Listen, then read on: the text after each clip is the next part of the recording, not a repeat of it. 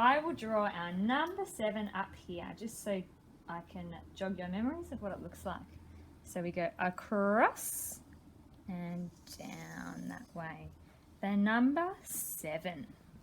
So I have 7 balls of Play-Doh here. Let's count them together. 1, 2, 3, 4, 5, 6, 7. So because we are partitioning today, we're looking at small numbers inside the number 7. So what 2 numbers can make up number 7? So let's have a look at some different ways we can make number 7 with our Play-Doh. I might put all of our balls together here, and I might pull away 2. So I've got one group here and one group here. So I can see by subitizing, just like on a dice, that there's 5 here. Let's double check. 1, 2, 3, 4, 5. And if I subitize this group, what can you see? I can see 2. So I know that 5 and 2 is the same as 7. So I'm going to write that up here. 5 and 2. Let's try a different number. So I'll put all of my balls together here. All right. I might take one Play-Doh ball away this time. So I've got one group here, and I can subitize. What number can you see here? It's a big number. I can see the number 6. Let's check. 1, 2, 3, 4, 5, 6, just like on a dice. And over here I've got one little lonely ball of Play-Doh. How many can you see? I can see 1. So we know we've still got 7 balls, but we know that 6 and 1 is the same as 7. So I'm going to write that up here. If you have Play-Doh at home, you could have a go making Play-Doh balls with me, and you might like to pause the video and have a go making these at the same time and writing your numbers down on a bit of paper somewhere. All right, let's put all of these together. I might pull away a few more this time. Let's see if this works.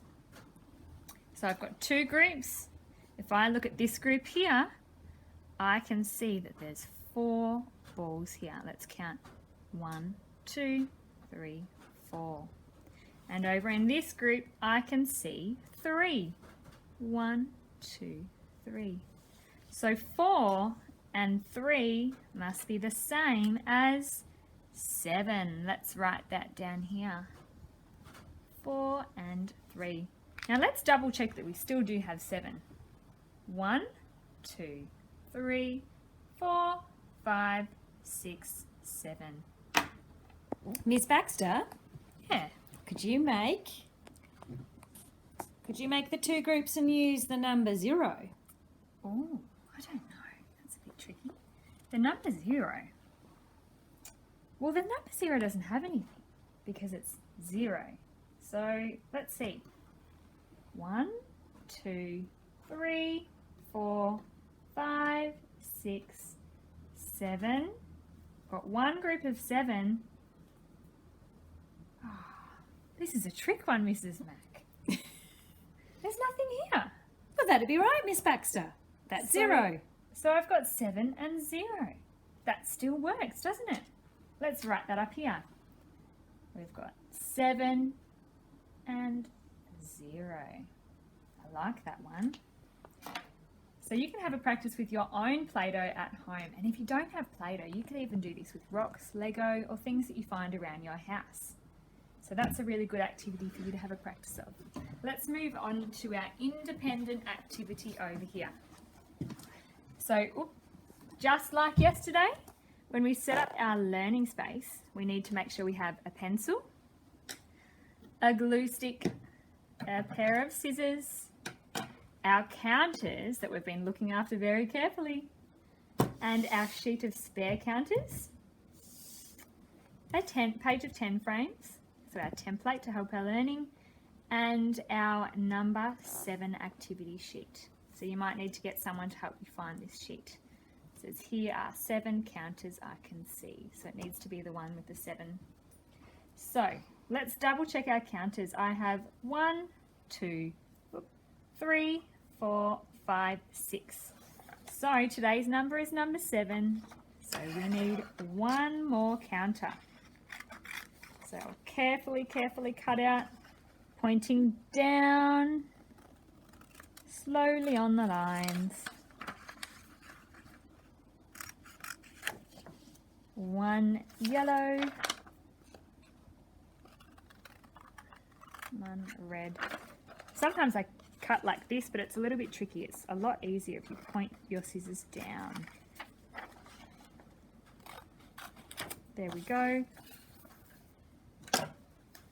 So I'm going to put a little bit of glue on the back.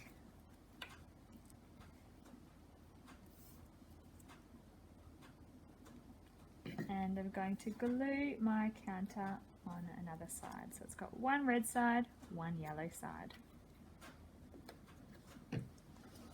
Okay, so let's put our counters down.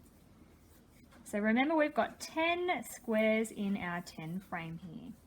So remember, Mrs. Mack showed you yesterday that when we have counters all along the top, filling up that whole top line, that shows us that there's 5. So let's see how many counters we need today. 1. Make sure you're counting with me. 2, 3, 4, 5, 6, 7. So I can already see that we've got 5 red counters at the top, because Mrs. Mack told us yesterday that 5 at the top along the straight line is 5, and 2 down here. So let's check. 1, 2, 3, 4, 5, 6, 7. Now if I was to flip these 2 over, it might make it a bit more easier to see the 2 groups inside 7. So I can see that there's 2 yellow and there's 5 red.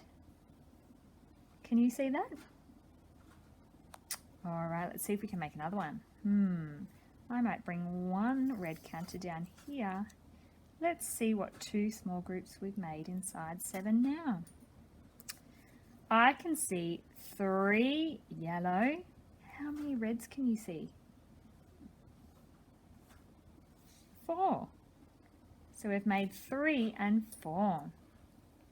Well, what if I put another red or a yellow down here? This time I've made 4 yellow and 3 red. So I'm really using my supertizing today. I'll do one more one. So I might put 1, 2, 3, 4, 5 yellow down the bottom and 2 red up here.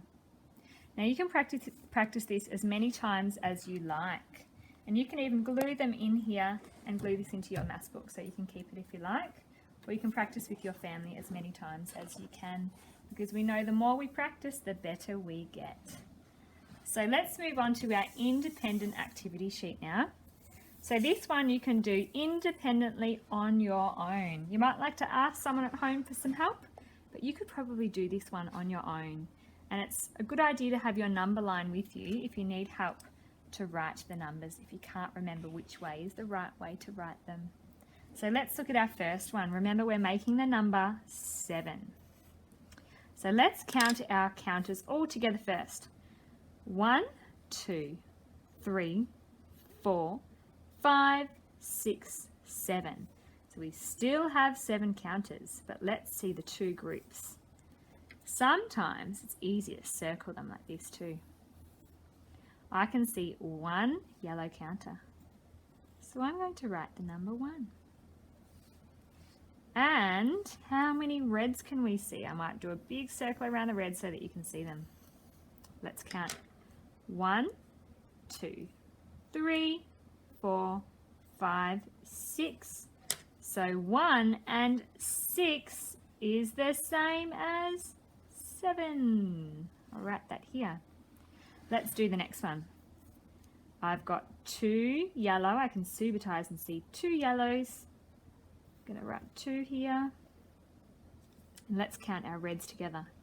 1, 2, 3, 4, 5. Right, 5 in here. So 2 and 5 is the same as 7. Now, because you've done this activity sheet a couple of times already, we've put a super challenge in here. Today, your sheet has one side and it also has another side. So there's lots and lots of different ways for you to practice today. If you do finish this sheet early and you've made all of your numbers with counters on here, you might like to practice writing the number 7 on a bit of paper, or building towers of 7, or finding things around your house that you can collect 7 things of. So have a go with that one, and we'll move on to number 8 tomorrow. See ya!